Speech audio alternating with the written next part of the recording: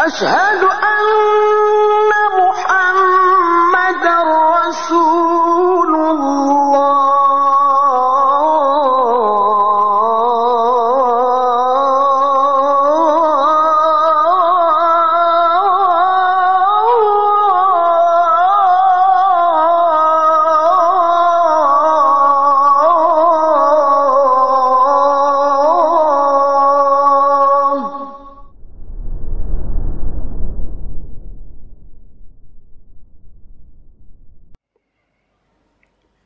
إن الحمد لله نحمده ونستعينه ونستغفره ونعوذ بالله من شرور أنفسنا وسيئات أعمالنا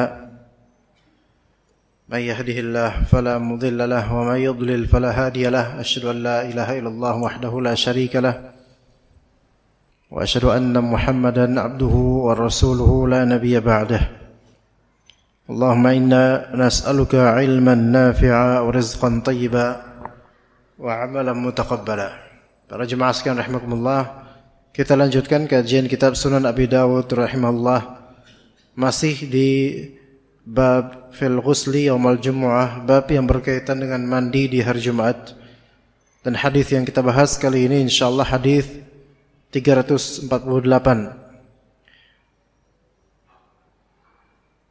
Hadis 348, yang mana hadis ini diriwayatkan oleh Abu Dawud rahimahullah dengan sanadnya haddatsana Utsman bin Abi Syaibah haddatsana Muhammad bin Bishr haddatsana Zakaria haddatsana Mus'ab bin Syaibah an Talq bin Habib al-Anazi an Abdullah bin Zubair an Aisyah radhiyallahu anha. Hadis ini riwayat Aisyah radhiyallahu anha annaha haddatsathu, bahwasanya Aisyah radhiyallahu anha memberitakan kepada Abdullah bin Az-Zubair anna Nabiy sallallahu alaihi wasallam kana yaghtasilu min arba'. Nabi sallallahu alaihi wasallam mandi karena empat sebab. Karena empat sebab. Minal janabah, yang pertama karena junub. Yang kedua wa yaumil jumu'ah, karena hari Jumat, yaitu karena mau Jumatan maka beliau mandi.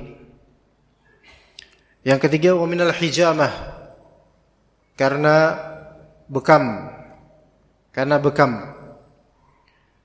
Dan yang keempat wa min ghaslil mayyit, dan beliau mandi karena memandikan mayit. Setelah memandikan mayit beliau mandi. Jadi ada empat mandi Rasulullah SAW, empat sebab Rasulullah SAW mandi, sebagaimana hadis yang diriwayatkan oleh Aisyah radhiyallahu anha ini. Kita mulai dari yang pertama, yaitu minal janabah, yang disebut mandi junub atau bahasa kita mandi besar. Disebut mandi besar dikarenakan mandi junub ini mandi untuk mensucikan diri dari hadas besar, maka disebut mandi besar. Karena junub itu termasuk hadas besar. Dan mandi junub itu wajib untuk orang yang ingin salat. Karena salat tidak akan sah dalam keadaan junub kecuali setelah bersuci darinya. Apakah seseorang wajib mandi junub ketika dia mau tidur malam? Maka jawabannya tidak wajib. Kecuali kalau dia sebelum tidur malam mau sholat malam atau mau sholat witir, maka wajib mandi junub dulu. Namun kalau dia memang mau sholat malam di akhir malam sebelum subuh, maka dia tidak wajib mandi junub sebelum tidurnya, tapi dianjurkan untuk berwudu sebelum tidurnya tetap. Dan al-janabah yaitu junub, itu ada beberapa sebab. Sebab pertama al-ihtilam. Yaitu mimpi basah. Dan mimpi basah ini yang menjadikan status junub adalah mimpi apapun itu bentuknya, yang ketika si pemimpi ini terbangun dia mendapatkan air mani di kemaluannya. Maka hukumnya hukum junub.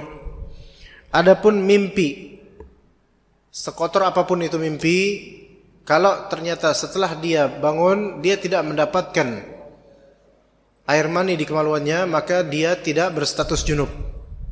Jadi ibrahnya adalah adanya air mani, sebagaimana kata Nabi sallallahu alaihi wasallam, innamal ma'u minal ma'. Sesungguhnya air mandi untuk junub itu disebabkan keluarnya air mani. Keluarnya air mani. Jadi sebab pertama mandi junub adalah al-ihtilam, yaitu mimpi basah, baik laki maupun perempuan. Kemudian sebab yang kedua adalah al-jima'. Ketika tadi yang sebab pertama kita mengetahui parameter mimpi basah, yaitu keluarnya air mani pas saat dia mimpi atau saat dia terbangun.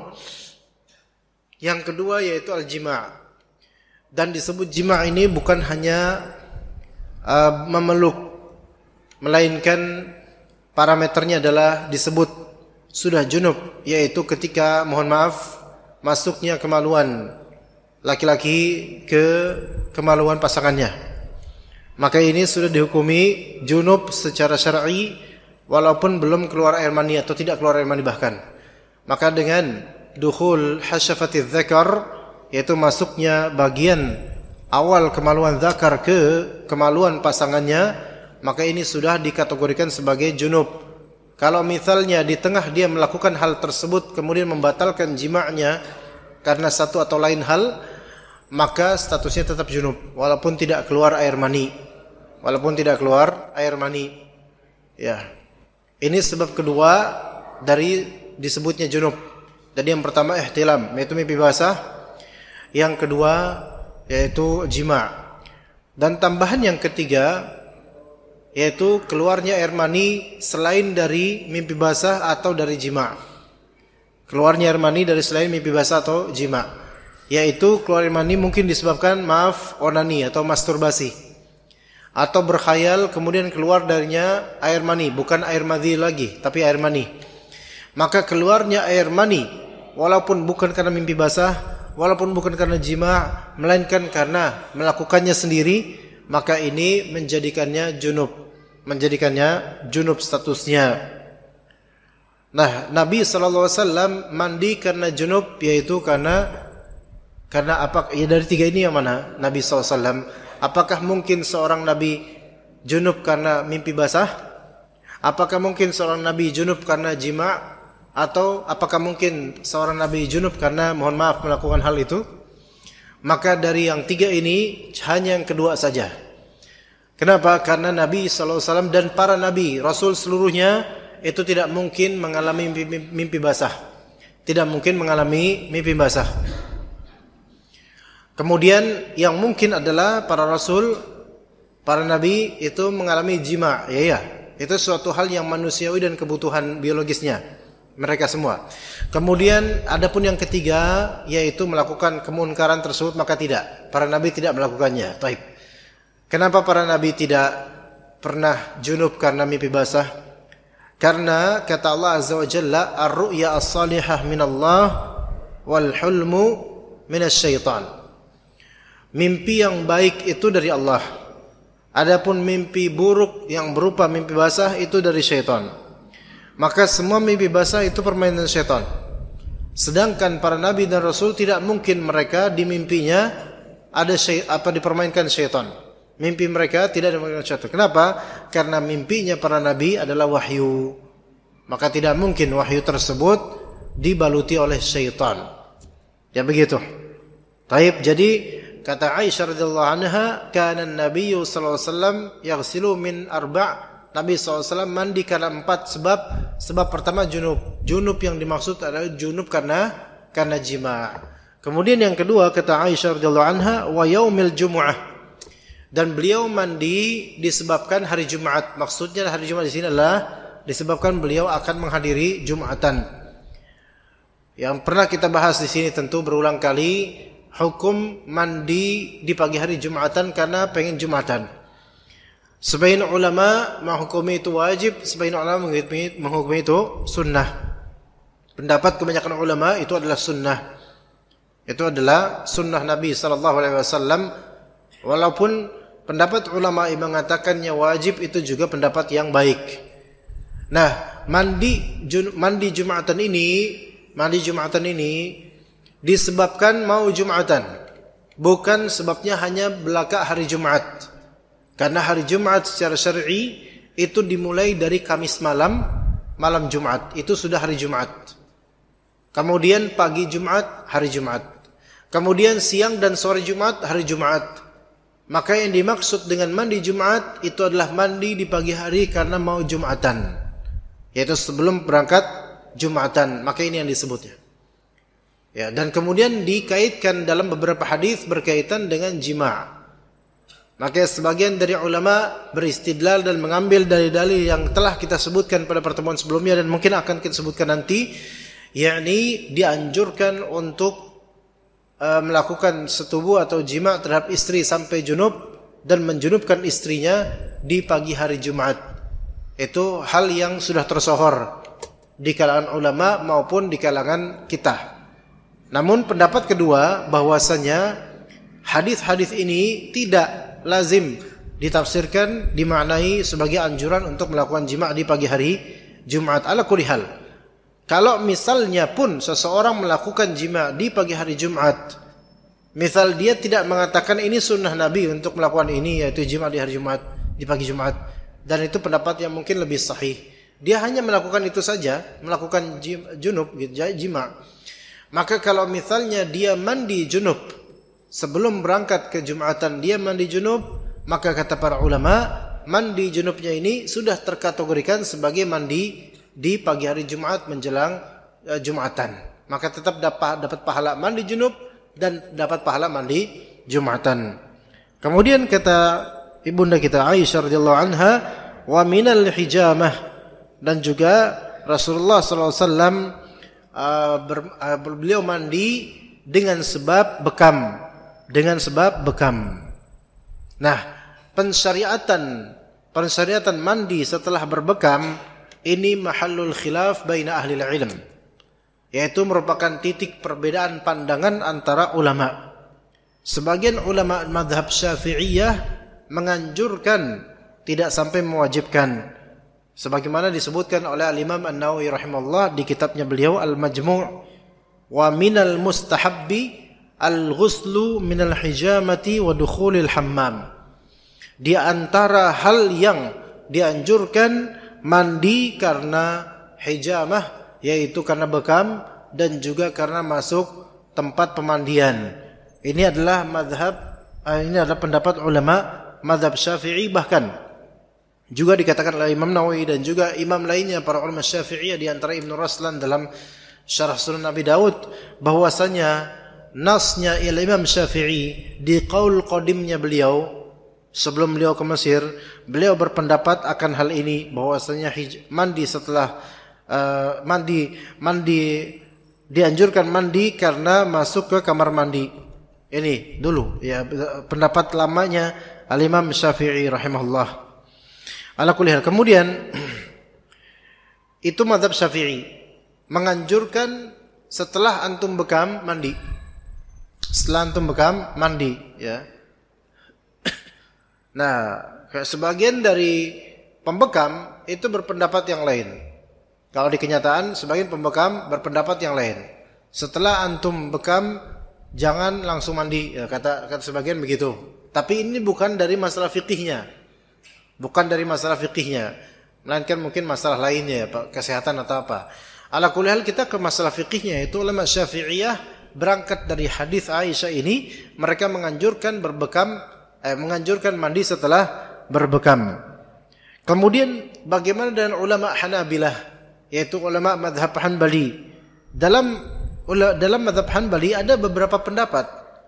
Ada yang mengatakan dianjurkan, ada yang mengatakan tidak dianjurkan.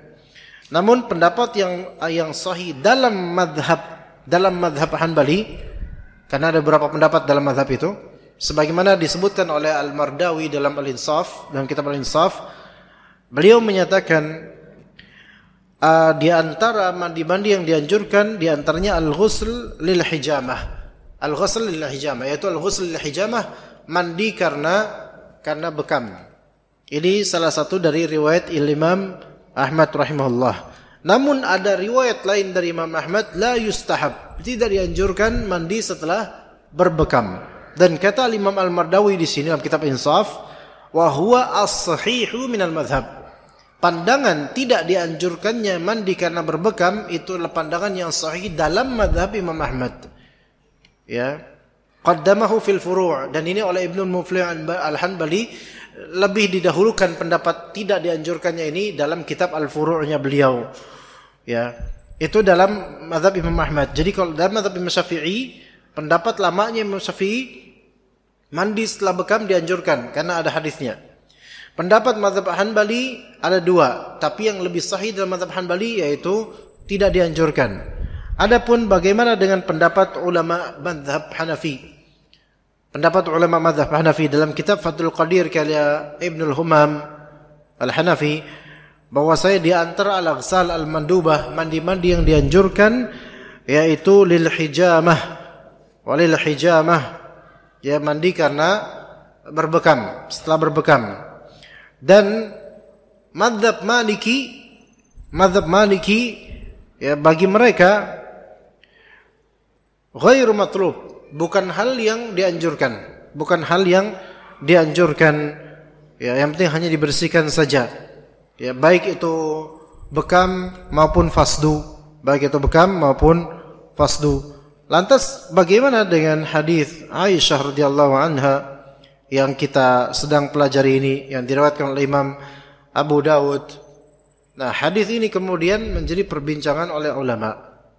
Dari segi sanadnya. Yaitu dalam sanadnya dikatakan oleh Al-Imam Al-Amir As-San'ani dalam Subulus Salam bahwasanya hadis ini fi isnadihi Mus'ab bin Syaibah. Tadi yang kita baca ada Mus'ab bin Syaibah. Wa fihi maqal. Untuk Mus'ab bin Syaibah ini ada perbincangan lagi nih. Jadi hadis ini didhaifkan oleh sebagian ulama. Nah, kalau hadis ini misal dhaif, oke.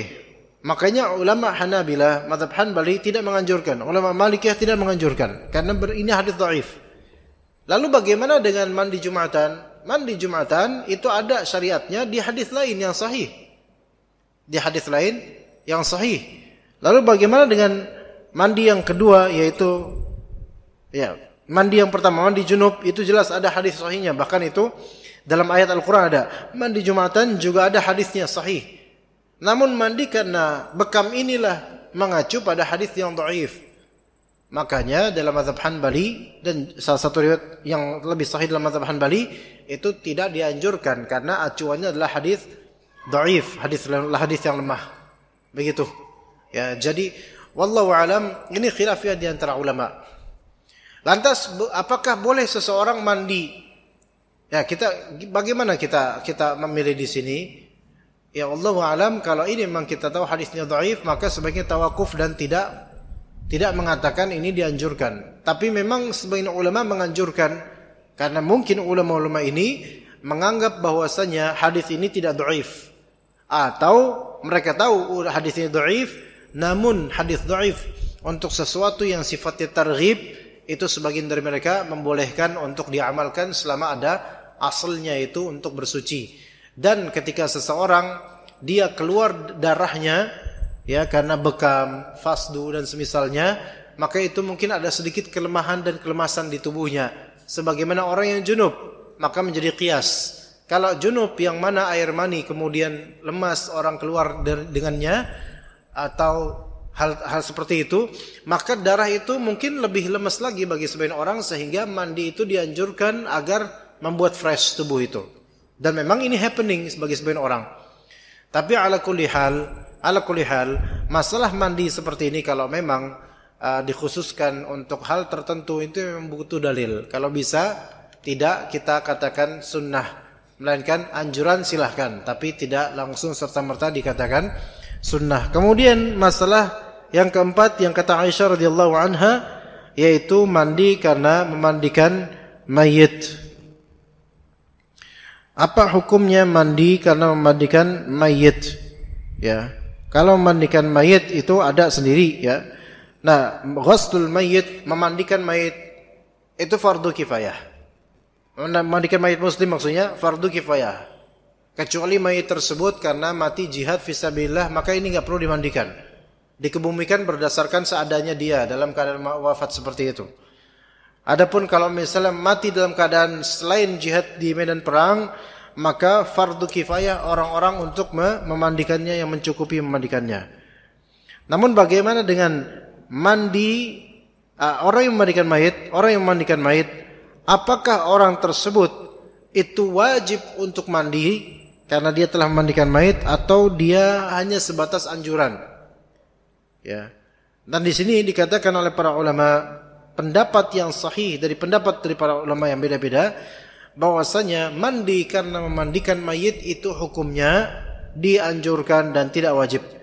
Dan ini adalah perkataan Abdullah bin Abbas radhiyallahu anhu, Ibnu Umar radhiyallahu anhuma, kemudian Aisyah, Al-Hasan Al-Basri dari tabi'in, dan juga Ibrahim An-Nakhai, dan juga Imam Syafi'i, Imam Ahmad, dan seterusnya dari para ulama.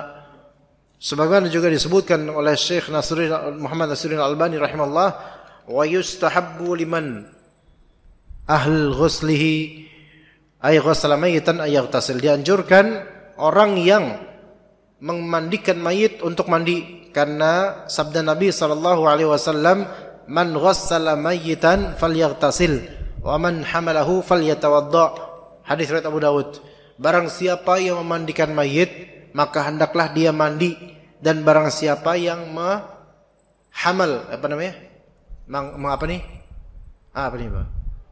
menggotong atau mengangkat gini, pokoknya berkontribusi di situlah. Ya, mengangkat dari pembaringannya menuju ke keranda, yang mengangkat kerandanya, yang mengangkat dari keranda menuju ke pemakaman, yang ada di bawah di kuburan, yang menerima mayitnya itu semua kan hamlul mayit.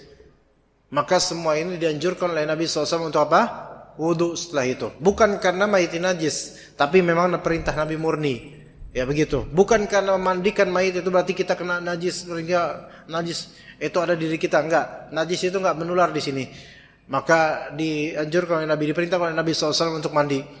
Ya, jadi antum ketika nanti ada saudara atau siapa yang wafat, kemudian antum mandikan, ya, dan memandikan mayit ini pokoknya umumnya dikenal memandikan, maka dia disebut memandikan. Seperti misalnya kalau kerjaan antum cuman giniin selang doang, ya, bukan yang gesek-gesek tubuhnya, gosok tubuhnya, maka ini wallahu alam tetap disebut apa? Berkontribusi dalam memandikan. Maka dianjurkan nanti mandi setelah pemakaman, mandilah antum gitu. Ya, apalagi yang menggosok-gosok tubuh mayit, maka ini jelas memandikan. Maka semuanya dianjurkan untuk apa? Untuk mandi. Adapun yang syahid hanya menyaksikan mayit dimandikan, maka ini tidak ada anjuran untuk apa? Untuk mandi, karena dia enggak memandikan, hanya nonton. Karena hadisnya enggak ada siapa yang nonton mandiin, enggak ada. Ya, bahkan sebenarnya bukan tontonan, pemandian mayit bukan tontonan. Ya, bukan tontonan. Jadi keluarga yang mungkin tidak berkepentingan memandikan, sebaiknya enggak usah di dalam. Makanya kata para pakar, itu orang-orang yang ngurus jenazah, semakin sedikit yang memandikan tuh semakin cepat urusan. Karena kalau misalnya keluarga nimbrung semua mandiin, itu saling beda-beda satu sama lain. Ini sinilah, minta diginin dan seterusnya. Lebih baik serahkan pada ahlinya, selama dia memang halal untuk memandikannya. Begitu. Jadi enggak semua orang, semua keluarga harus mandiin, enggak. Ya, kemudian ketika dibawa itu mayit ke pembaringan atau dibawa dari pembaringan ke keranda dan seterusnya, maka di sini lafalnya waman hamalahu falyatawadda. Barang siapa yang mengangkatnya, ya apalagi yang menggopong kerandanya, maka itu hendaklah dia wudu. Nah, orang yang kemudian menerima atau menguburkan, ya dia yang dari keranda kemudian menyerahkan atau dia menerima di kuburnya itu, kan biasanya ada 2 atau 3 orang yang siap menerima mayit ini untuk dikebumikan. Maka orang-orang ini yang di makam ini itu harus dicek atau harus paham ilmunya. Kalau tadi malam dia melakukan jima dengan istrinya, maka tidak boleh melakukan penerimaan mayit di situ. Ya, begitu. Makanya orang yang berilmu itu ketika sedang penguburan itu ingetin, ini yang menguburkan mayit ini, baik yang memberikan jenazahnya atau yang menerima jenazahnya, jangan yang tadi malam setelah jima dengan istrinya. Begitu. Kalau mau lepas lagi jomblo semua misalnya, karena belum nggak mungkin jima, maka lakukan. Ya begitu. Ya itu fikihnya seperti itu jemaah sekalian. Maka pendapat yang sahih dari pendapat ulama bahwasanya mandi karena memandikan mayit hukumnya apa? Sunnah berdasarkan hadis Nabi yang telah kita sebutkan tadi. Itu hadis pertama yang kita bahas di malam hari ini. Kita lanjut ke hadis berikutnya. Haddatsana Mahmud bin Khalid ad-Dimashqi, akhbarana Marwan, haddatsana Ali bin Haushab, qala sa'altu Makhulan an hadzal qaul, ghassala wa ightasala, faqala ghassala ra'sahu wa ghassala jasadah. Ini hadis ini apa? Tidak nyambung, maksudnya ini nomornya salah. Ya, tapi mirip dengan hadis berikutnya. Ghassala waqtasala, ghassala ra'sahu wa ghassala jasadah. Hadis ini berkaitan dengan hadis yang telah kita bahas sebelum-sebelumnya, yaitu barang siapa yang ghassala waqtasala. Nah, ghassala waqtasala. Ya, barang siapa yang memandikan dan mandi di pagi hari Jumat. Wa ghassala jasadah, memandikan jasadnya di hari Jumat, di pagi hari Jumat. Ini yang tadi kita bilang, sebagian ulama memahami bahwasanya dalil ini menjadi dalil untuk dianjurkannya jima' di pagi hari Jumatan. Jima' di pagi hari Jumatan. Tapi kalau kita melihat ke bagaimana penafsiran dari perawi hadis ini, ya di antaranya Makhul menafsirkan ghassala di sini ghassala ra'sahu, yaitu mencuci bagian kepalanya. Kalau bahasa kita keramas. Tapi keramas itu kan enggak lazim karena junub. Keramas membasuh kepala sampai basah itu enggak lazim karena junub. Jadi pengen mandi namanya mandi kan keramas. Mandi total itu keramas. Begitu. Kemudian juga dalam perkataan Sa'id bin Abdul Aziz menafsirkan ghassala wa ightasala, ghassala ra'sahu yaitu betul-betul meneliti detail supaya semua sebagian kepala dan rambut-rambutnya kena air. Ini tidak lazim harus disebut karena junub. Makanya sebagian ulama tidak menafsirkan hadis ini sebagai dalil untuk dianjurkannya junub di pagi hari Jumat. Lagi pula namanya mandi Jumat itu berlaku pula pada bulan Ramadan. Sementara pagi Ramadan itu enggak boleh jima karena puasa Ramadan. Ya, karena puasa Ramadan. Maka wallahu alam ini pendapat ulama yang menyatakan bahwa hadis ini bukan menjadi anjuran untuk junub di pagi hari Jumat, itu lebih sahih. Tetapi bagi yang mau melakukan itu pun junub di pagi Jumat itu enggak apa-apa. Itu enggak apa-apa ya. Kemudian yang ke-351 ya, haddatsana Abdullah bin Maslamah an Malik an Sumay an Abi Salih As-Siman an Abi Hurairah. Kali ini hadis yang disebutkan oleh Abu Dawud, hadis Abu Hurairah. Anna Rasulullah sallallahu alaihi wasallam qala, bahwasanya Rasulullah sallallahu alaihi wasallam qala, man ightasala yaumal jumu'ati ghuslal janabati thumma roha, barang siapa yang mandi di hari Jumat ghuslal janabah, mandi junub. Nah, di sini nih. Nah, di sini. Oh, berarti dianjurkan junub pada pagi hari Jumat. Thumma roha, kemudian datang ke masjid. Nah, di sini yang perlu kita perhatikan baik-baik untuk pembahasan hadis ini jemaah sekalian. Ya, kata Nabi SAW, man ightasala yaumal jum'ati ghuslal janabah, atau man ightasala ya ghuslal janabah, man ightasala yaumal jum'ati ghuslal janabah, barang siapa yang mandi di hari Jumat. Yaum di sini maknanya pagi. Maksud dari yaum di sini adalah pagi. Ya. Kenapa begitu?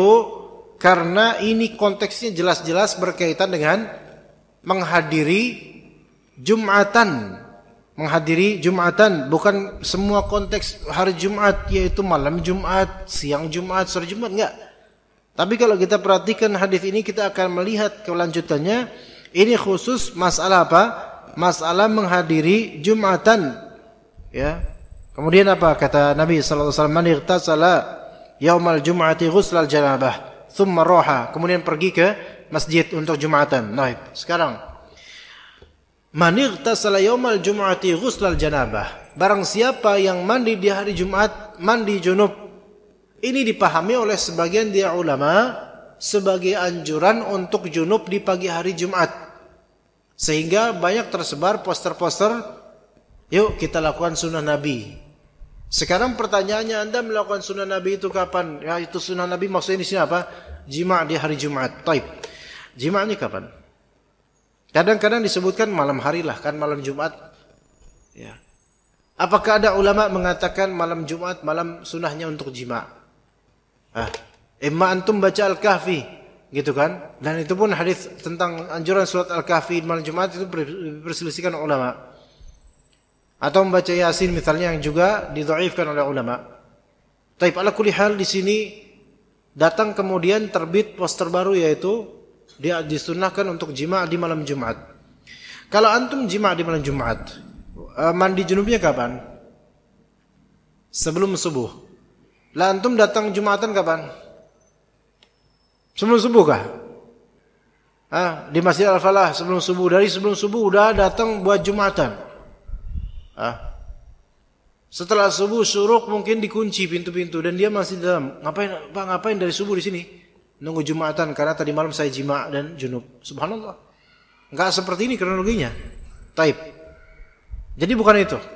Maka man ightasala yaumal jum'ah, mandi di hari Jumat paginya. Paginya Jumat. Ghuslal janabah, mandi junub. Nah, dipahami tadi apa? Berarti apa? Ini paginya dianjurkan junub. Berarti ba'da subuh, keluar subuh. Setelah salat subuh, pulang ke rumah, dapat nih istri. Jima, gitu. Dan orang kan beda-beda. Ada orang luangnya mungkin ba'da subuh. Ada orang luangnya jam 8 baru bisa melakukan itu. Ada orang dan kebanyakan orang yang ngantor nggak bisa, nggak sempet, mana sempet kayak gitu. Coba sob. Habis subuh, ya, udah siap-siap mau ke kantor, mandi, makan. Istrinya disuruh jima, nggak sempet. Masak, ngurus makanan, ngurus anak, nyuruh sholat anak, gerak-gerokin anak. Mana sempet jima? Kemudian jam 6 berangkat suami. Coba jeda sekarang antum selesai sholat subuh jam 5 lewat 10. Ya. Jadi dari 50 menit itu yang mana antum harus mandi, makan, siap-siap pakai pakaian, siap-siap manasin motor, sempet-sempetin enggak jima kira-kira? Enggak. Nah, kan? Taib. Apakah antum enggak udah resign aja lah daripada saya enggak bisa jima pagi Jumat? Kan enggak juga. Gimana dong? Kalau memang kayak gitu berarti rata-rata para karyawan yang shift pagi itu enggak melakukan sunnah Nabi dong pagi hari Jumat. Digeser waktunya malam Jumat sunnah gitu. Masya Allah. Taib. Itu yang karyawan. Sekarang yang bukan karyawan, pengusaha atau mungkin pengangguran yang mana pagi Jumat itu enggak keluar rumah. Itu mungkin bisa itu. Tapi kapan dia lakukan? Kapan dia lakukan? Nah ini muskilahnya. Maka ketika dipahami adalah ini sunnah Nabi di pagi hari Jumat, sebenarnya pemahaman ini tidak zahir. Ya, maksudnya tidak zahir ini ada muskilah nanti, ada masalah. Melainkan sebagian ulama memahami hadis ini, man ightasala yaumal jum'ati ghuslal janabah, barang siapa yang mandi di hari Jumat, di pagi Jumat, mandi junub, kemudian berangkat ke masjid. Maksudnya adalah antum silakan mau junub enggak junub silakan. Tapi ketika pagi Jumat antum mandi junub karena junub tadinya jima atau karena hal lain, mimpi basah atau lain, kemudian antum mandi wajib, maka itu sudah termasuk kategori apa? Mandi Jumat. Bisa dipahami enggak di sini jemaah? Maka antum sudah dapat pahala mandi junub plus mandi Jumat, itu maknanya. Bukan maknanya ayo jima, bukan maknanya gitu. Maknanya adalah Ya kalau emang antum berkesempatan untuk jima silahkan, enggak juga enggak. Tapi kalau emang antum jima atau antum junub ketika itu karena mimpi basah atau hal lain, kemudian antum mandi pas mau berangkat ke Jumatan, maka mandi junubnya antum itu terhitung mandi junub, ya pahala, dan terhitung mandi Jumat gitu. Itu maknanya. Ya, misal seseorang dia mungkin pengusaha atau mungkin enggak ada atau libur hari Jumat. Maka pagi Jumat setelah salat subuh dia zikir, baca Quran, makan, kemudian olahraga, kemudian istirahat, kemudian jam 9 atau jam 10 dia melakukan hubungan bersama istrinya. Taib, terjadilah yang terjadi. Kemudian setelah itu dia langsung mandi junub. Karena nanti kan mau salat zuhur, mau salat Jumat. Nah, apakah mandi junubnya itu sah? Sah, jelas. Apakah mandi junubnya itu juga dapat pahala mandi Jumatan? Iya, karena dia mandi junub sekaligus ada niatan pengen nanti buat Jumatan supaya sah sholatnya. Begitu. Nah, sekarang kalau misalnya seseorang ba'da subuh dia pulang ke rumah. Pas dia pulang ke rumah ba'da subuh dia mendapati istri cantik sekali. Dan kemudian terjadi yang terjadi dari hubungan sampai terjadi junub keduanya. Taib. Kemudian setelah itu dia tidur dari jam 6 pagi sampai jam 11.30. Jam 6 pagi sampai jam 11.30. 11.30 diingetin sama bininya, "Bang, mandi bang, junub bentar lagi sholat Jumat. Ini udah jam segini, 20 menit lagi." Langsung buru-buru niatan mandi junub. Sampai-sampai dia tidak ada niatan untuk mandi Jumat, cuman maksudnya bukan khusus mandi Jumat, tapi dia memang niatan saya pengen membersihkan diri dari hadas besar. Maka dia pun mandi niatan mandi junub. Ya, bahkan enggak kepikiran ini mandi Jumat. Nah, karena bentar lagi Jumatan. Apakah dia juga mendapatkan pahala mandi Jumat? Dapat pahala mandi Jumat. Itu yang dimaksud dengan hadis ini. Barang siapa yang mandi di hari Jumat karena mandi junub, maka kemudian dia berangkat ke masjid. Nanti akan ada pembahasan. Maka orang seperti ini akan ada apa? Ada fadilah yang dia akan dapatkan. Bini fadilahnya. Itu selesai kita masalah mandi junub, clear ya. Jadi ini wallahu a'lam yang lebih sahih adalah hadis ini bukan untuk menganjurkan melakukan hubungan badan atau jima' di pagi hari Jumat, tapi itu boleh. Tapi itu boleh selama istrinya tidak haid. Ya begitu.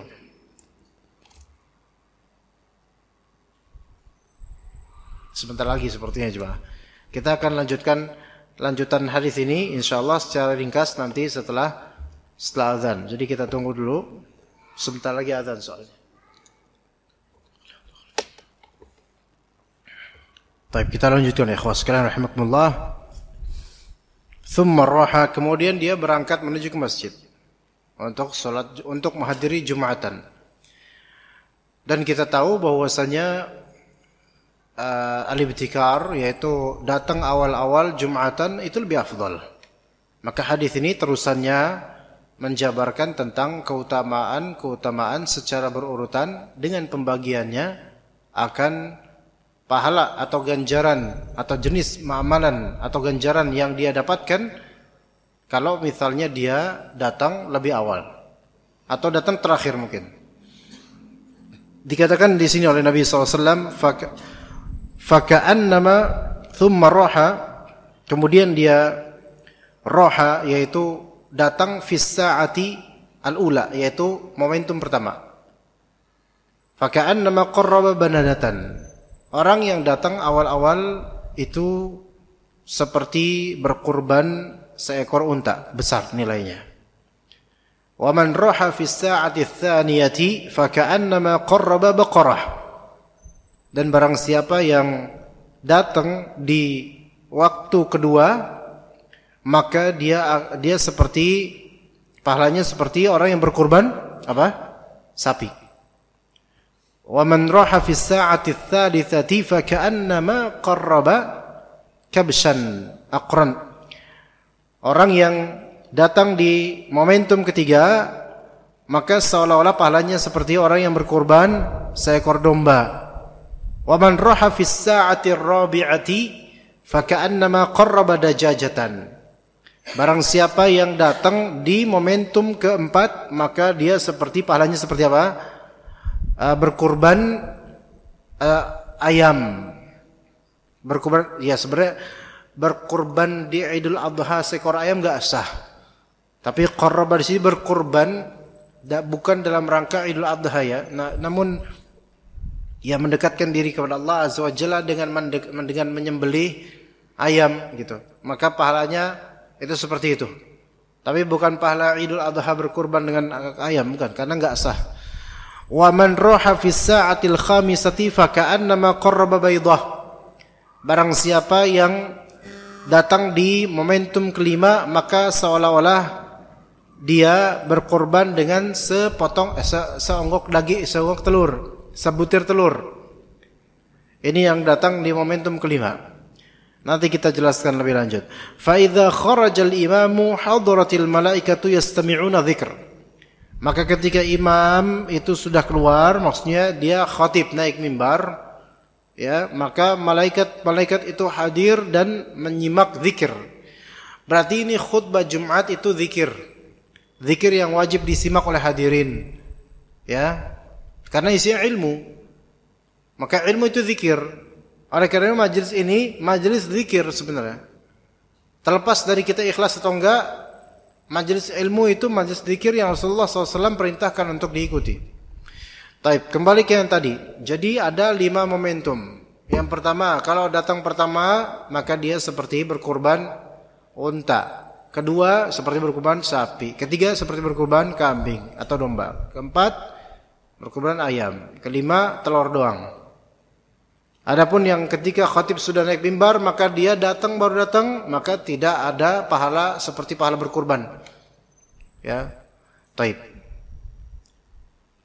Banyak orang menyangka bahwasanya kalau dia datang pertama sebelum orang-orang kelihatan atau dia marbot, maka dia seperti berkurban seekor unta, padahal dia datangnya jam 11. Ini kesalahpahaman, dikira bahwa saya penertiban seperti ini dari segi jumlah individu, bukan. Dari segi urutan jumlah, bukan. Artinya kalau misalnya di Masjid Al-Falah, marbot nyiapin jam 10:30, masjidnya disiapin. Oh, gue yang paling pertama nih, berarti gue ibarat berkorban unta. Alhamdulillah. Enggak, antum dapat telur, Pak. Atau minimal ayam kayaknya. Kenapa begitu? Karena hitungan ini, cara ngitungnya bukan dengan metode seperti itu. Tapi metodenya apa? Dimulai dari terbit matahari. Sebenarnya ulama mengatakan dimulai dari terbit fajar, bahkan dari subuh. Tapi mungkin lebih sahih dimulai dari terbitnya matahari. Ya. Di situ. Kita terbit matahari jam 6-an. Mungkin 6:05 atau jam 6-an lah kira-kira. Jam 6, anggap jam 6 pas. Maka hadis ini dibagi dari jam 6 sampai waktu Jumatan. Jumatan kita jam 12:02. Oh, enggak kelihatan. Jam 12 lewat sekitar, jam 12 lah, jam 12. Coba kalau dihitung-hitung. Ya, kalau antum datang ke masjid jam 6:30, itu yang dimaksud antum seperti berkorban unta. Itu maksudnya. Ya. Bukan yang mentang-mentang jam 10:30 belum ada yang datang, terus dia datang pertama berarti dapat unta, bukan. Pahami baik-baik. Berarti jam 6 sampai jam 12, 6 jam dibagi 5. Itu yang dimaksud sa'ah di hadis ini. Ya, kisaran 6 jam dibagi 5, berapa tuh? 1 jam per berapa menit gitu ya. 1 jam plus berapa menit gitu. Maka kalau dia datang jam 9, mungkin dia dapat pahala seperti orang berkurban dengan kambing mungkin. Ya. Sekarang kalau jam 11, jemaah masih kosong. Ya. Sudah ada marbot, ada muadzin. Dia datang orang ketiga nih. Wah, alhamdulillah gue dapat kambing nih, kambing bro, kambing. Kambing dari mana? Telur, Pak, telur. Kan saya datang ketiga. Ah, ini salah paham terhadap hadis. Bukan datang yang ketiga sekarang, tapi datang di momentum ketiga,